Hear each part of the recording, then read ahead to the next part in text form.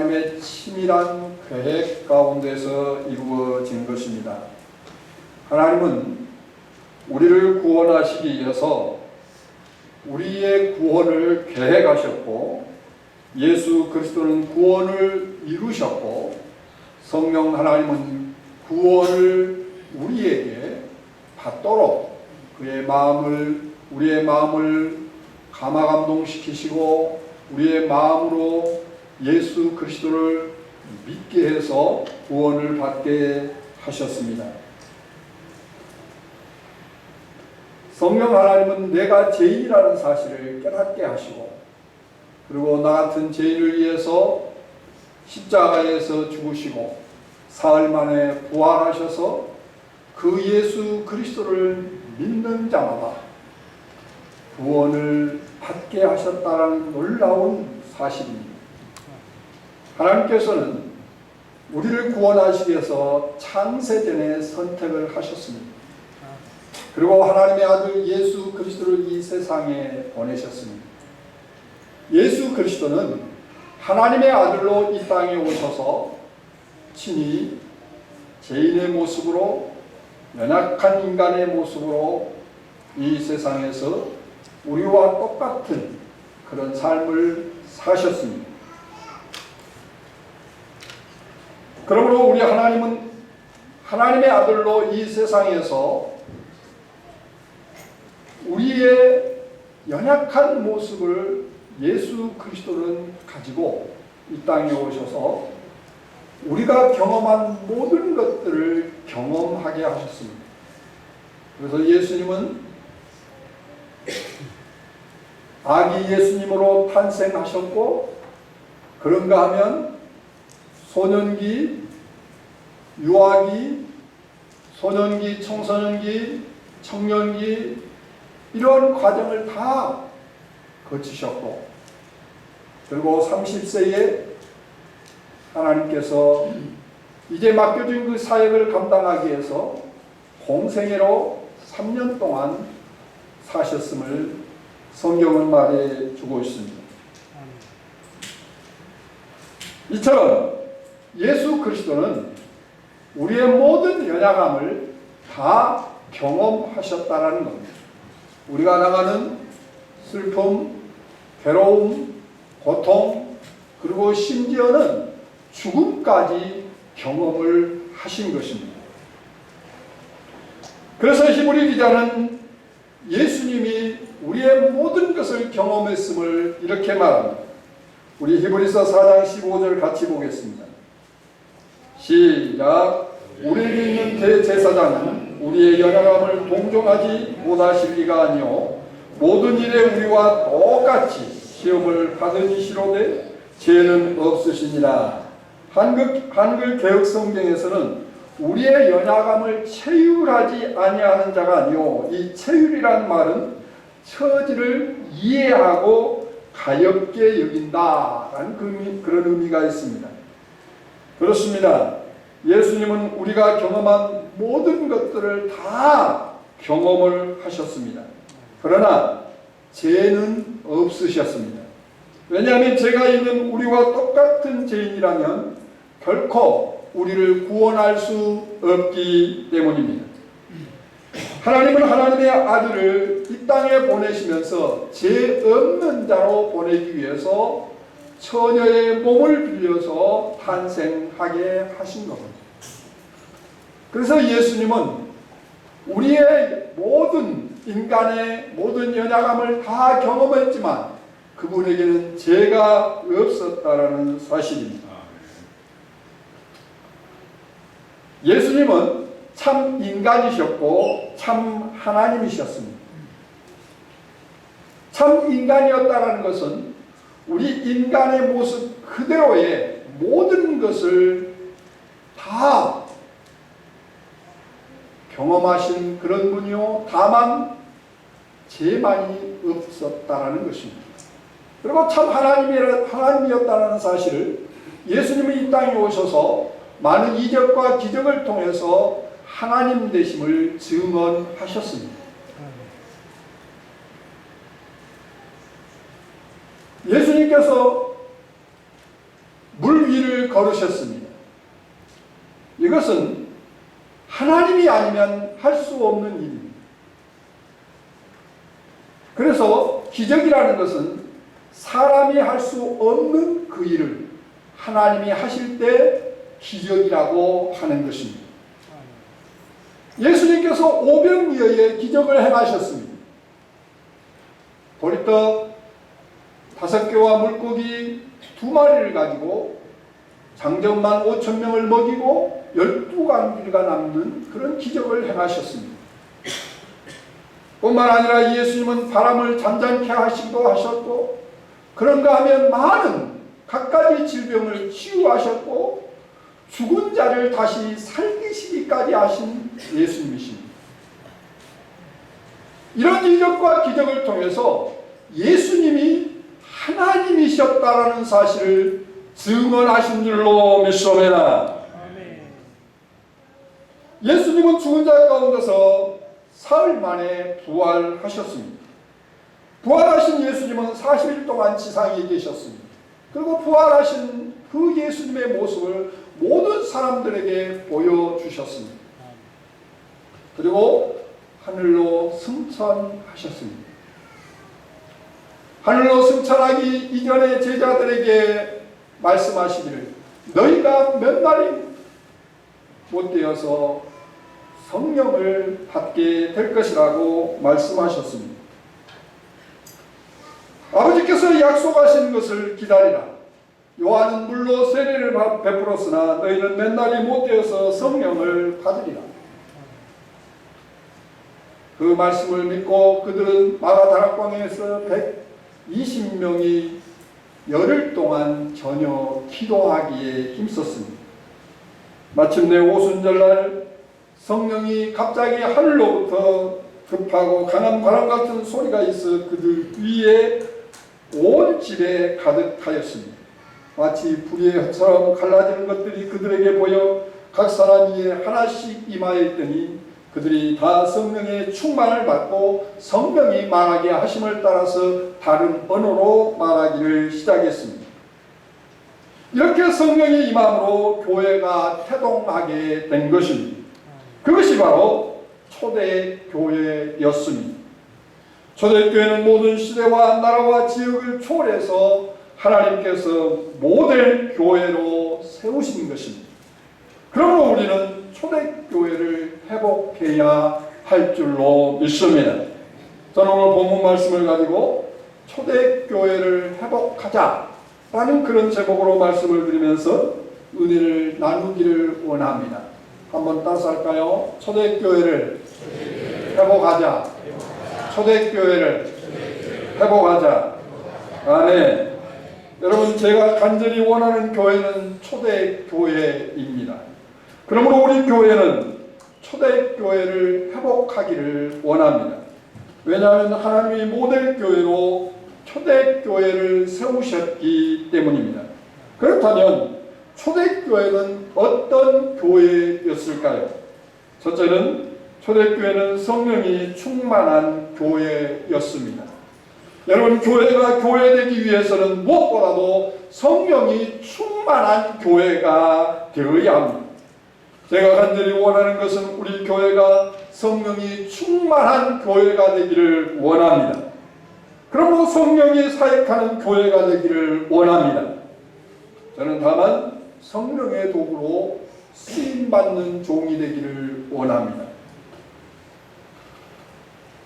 제가 아무리 설교를 유창하게 하고 설득력 있는 설교를 한다 할지라도 성령의 역사가 아니면 한 영혼도 구원에 이르게 할 수가 없는 것입니다.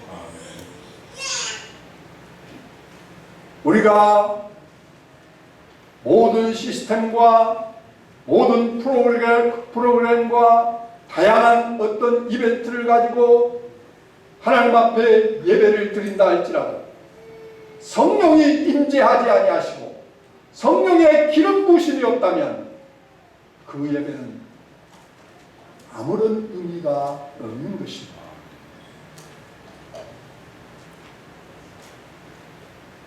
성령의 도움이 아니면 우리 예배는 아무런 가치가 없는 것입니다.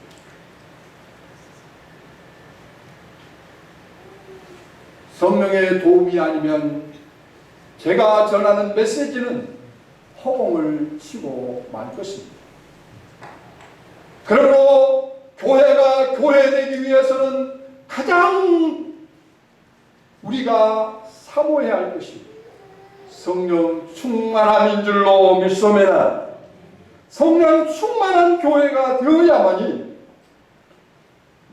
하나님이 우리 예배를 받으시고 우리 교회를 통해서 많은 영혼들이 구원을 받고 믿음의 사람으로 세워지게 되는 줄로 믿습니다. 그렇다면 성령 충만한 교회가 되기 위해서 어떻게 해야 할까요? 그것은 기도하는 교회가 되어야 합니다. 오늘 본문에서 초대교회는 기도하기를 힘쓴 교회라고 말씀하고 있습니다.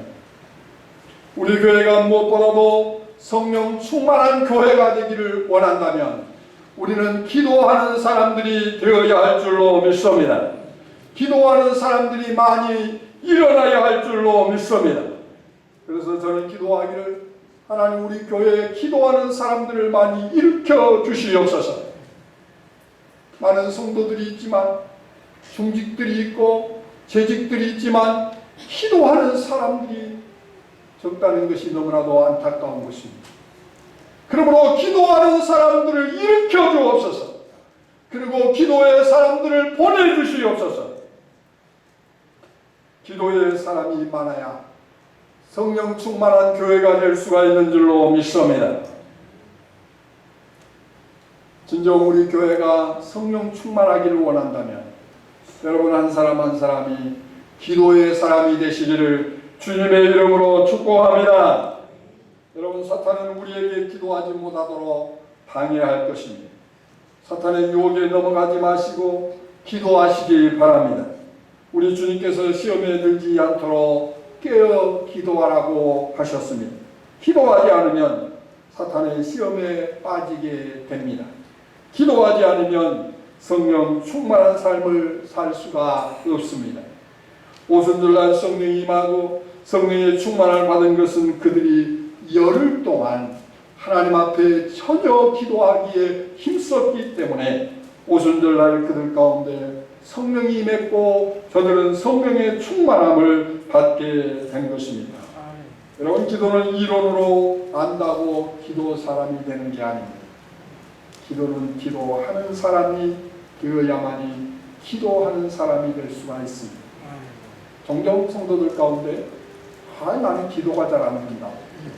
기도하기를 원하는데 기도가 잘 안 된다. 여러분 말로만 기도가 안 된다고 하지 말고 기도의 자리에 나오시기 바랍니다. 기도의 자리에 나와서 함께 기도할 때 여러분의 기도의 문이 열리고 여러분이 기도의 사람이 될 수가 있는 것입니다. 수요 기도에도 나오시고 심야 기도에도 나오시고 더 나아가서 새벽 기도에도 나오시고 그러면 여러분은 기도의 사람이 될 것이고 기도의 사람이 될 뿐만 아니라 여러분이 기도함으로 인해서 그 기도의 응답을 경험하게 될 줄로 믿습니다. 기도하지 않는 사람들은 몇 가지 이유가 있습니다. 그것은 믿음이 없기 때문에 기도하지 않는 겁니다. 다시 말하면 기도해도 응답을 받지 못한다라는 그런 믿음 때문에 기도하지 않는다라는 겁니다. 또한 기도의 응답을 경험하지 못했기 때문에 기도하지 않는 것입니다.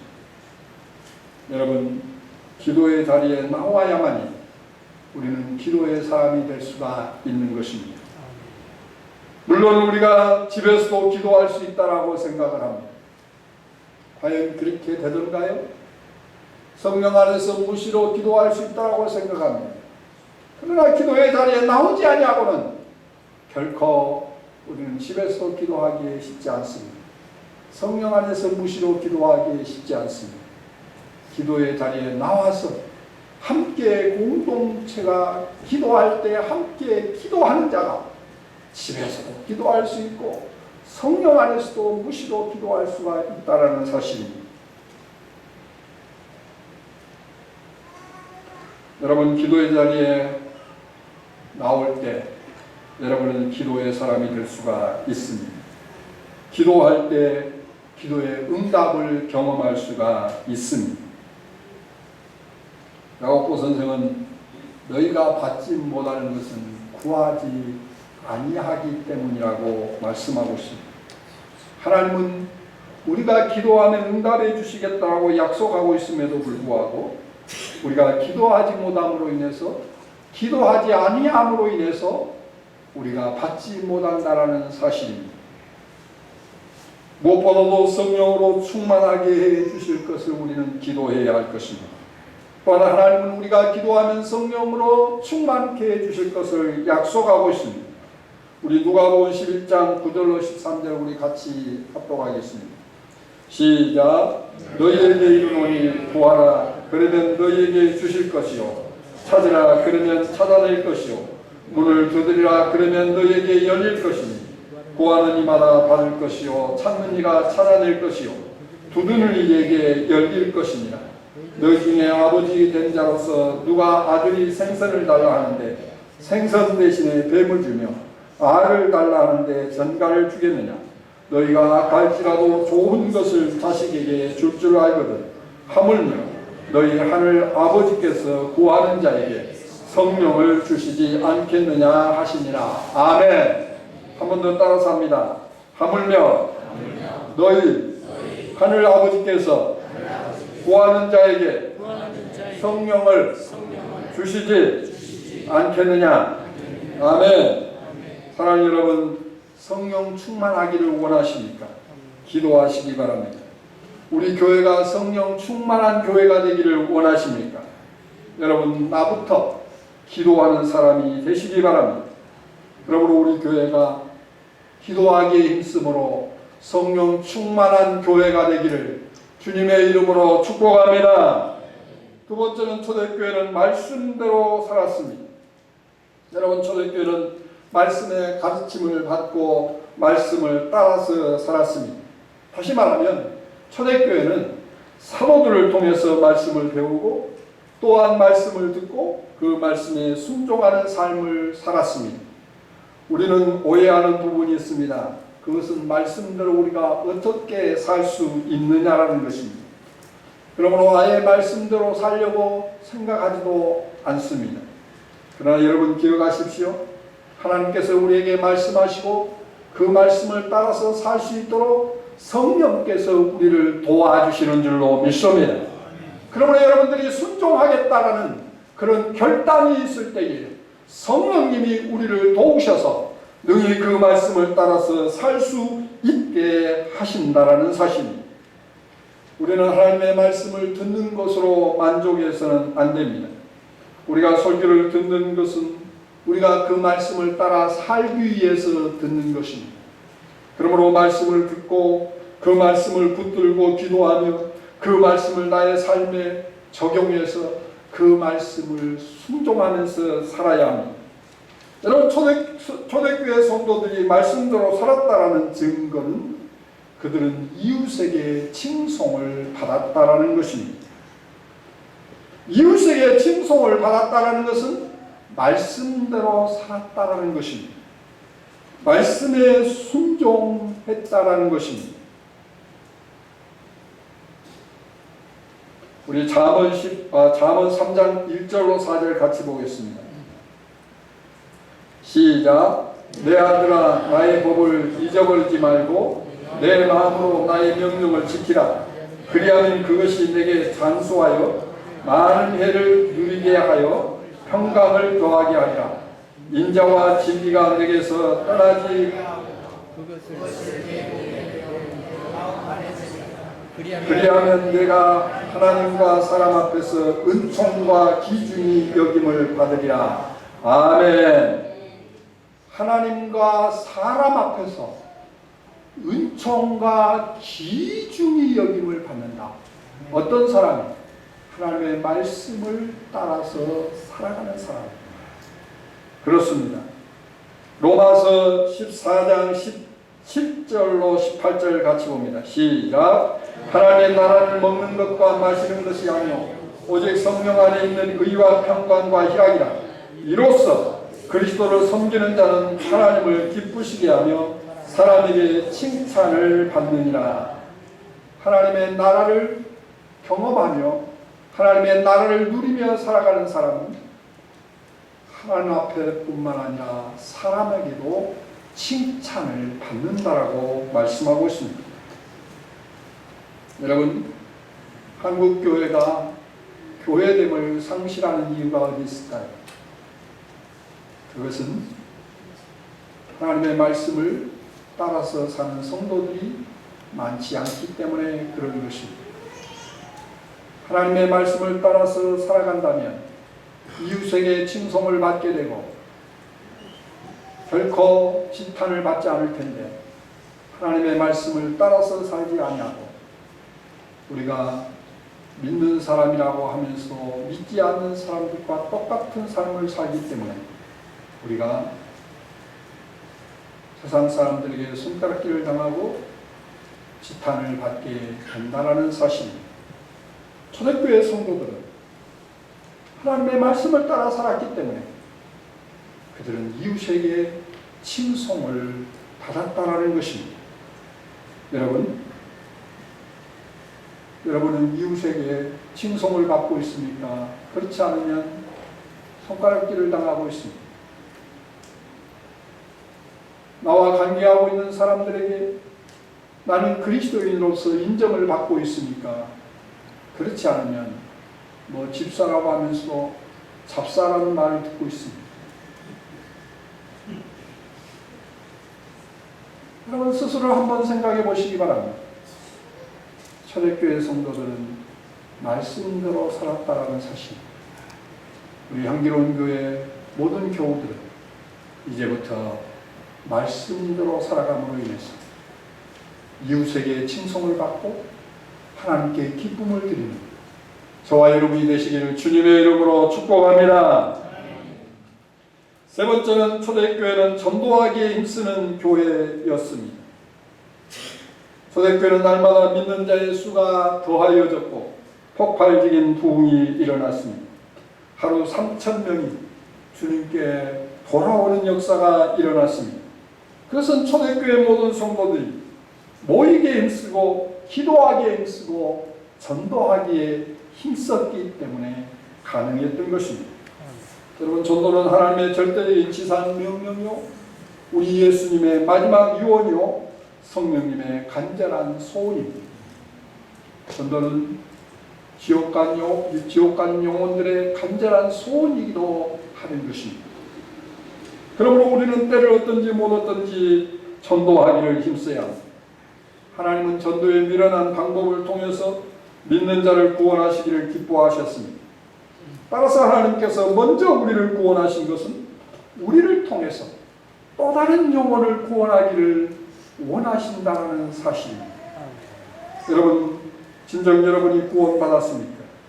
그렇다면 여러분은 여러분을 통해서 누군가가 복음을 듣고 여러분을 통해서 예수님을 믿고 구원받는 사람이 몇 분이나 되는지 한번 생각해 보시기 바랍니다. 나도 누군가가 전도했기 때문에 내가 예수님을 믿고 구원을 받았습니다. 그렇다면 나도 누군가에게 전도해야 그 영혼이 예수님을 믿고 구원을 받을 수가 있습니다. 여러분, 전도는 하나님께서 우리에게 주신 사명이요 명령이요 우리가 마땅히 순종해야 하는 것입니다. 우리 마가복음 16장 15절로 16절 같이 보겠습니다. 시작. 또 이르시되 너희는 온 천하에 다니며 만민에게 복음을 전파하라. 믿고 세례를 받은 사람은 구원을 얻을 것이요 믿지 않는 사람은 정죄를 받으리라. 사도행전 5장 42절 같이 봅니다. 그들이 날마다 성전에 있든지 집에 있든지 예수는 그리스도라 가르치기와 전도하기를 쉬지 아니하니라.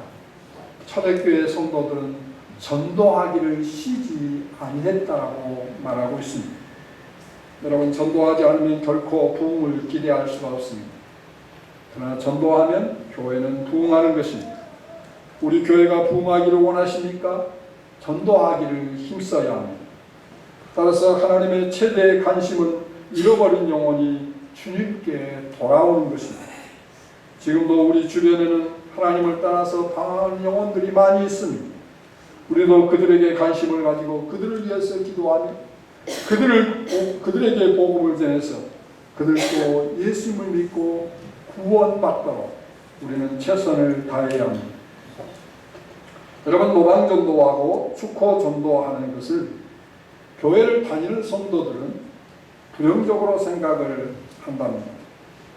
하지만 오히려 교회를 다니지 않는, 믿지 않는 사람들은 우리가 길에 나가서 전도하고 가정마다 방문해서 전도하는 것을 오히려 긍정적으로 생각한다는 사실,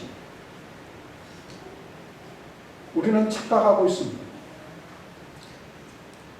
우리는 열심히 나가서 복음을 전해야 하고 나와 관계하고 있는 사람들에게 복음을 전해야 합니다. 지금도 교회를 가고 싶으나 누군가가 인도하지 않기 때문에 교회를 못 나오는 사람들도 있다라는 사실을 우리는 기억해야 합니다. 한번 여러분 생각해 보시기 바랍니다. 여러분이 살고 있는 아파트나 그리고 빌라나 그리고 주택이나 그 주변에 사람들에게 여러분들이 전도해 보셨습니까? 교회 가자고 해 보셨습니까? 여러분의 동창이나 여러분의 회사 동료원이나 또는 다니는 아이들의 학부모들은 그 자모들이나 그런 분들에게 한번 여러분들이 전도해 보셨습니까? 우리는 어디에 있든지 무엇을 하든지 누구를 만나든지 주의 복음을 전해야 할 줄로 믿습니다. 복음을 전하지 아니하면 그 영혼은 구원받을 수가 없는 것입니다. 그래서 우리는 전도해야 합니다. 지금도 한국 교회는 전도하는 교회만이 부흥합니다. 전도하지 않는 교회는 부흥하지 않습니다. 그러나 전도하는 교회는 부흥합니다. 아니, 기도하고 열심히 모이고 전도하는 교회는 부흥합니다. 모이기를 싫어하고 모이기를 원치 아니하고 기도하지 아니하고 전도하지 않으면 교회는 부흥할 수가 없습니다. 우리 교회의 모습은 어떤 모습입니까? 저는 여러분에게 도전하고 싶습니다. 정말 여러분이 구원받은 하나님의 자녀랍니다. 나 같은 죄인을 하나님께서 하나님의 아들을 이 땅에 보내셔서 나 같은 죄인을 구원하기 위해서 십자가에 죽으셔서 나의 모든 죄를 대속해 주시고 나를 그 죄악 가운데서 영원한 멸망에서 나를 구원해 주셨다라고 확신한다면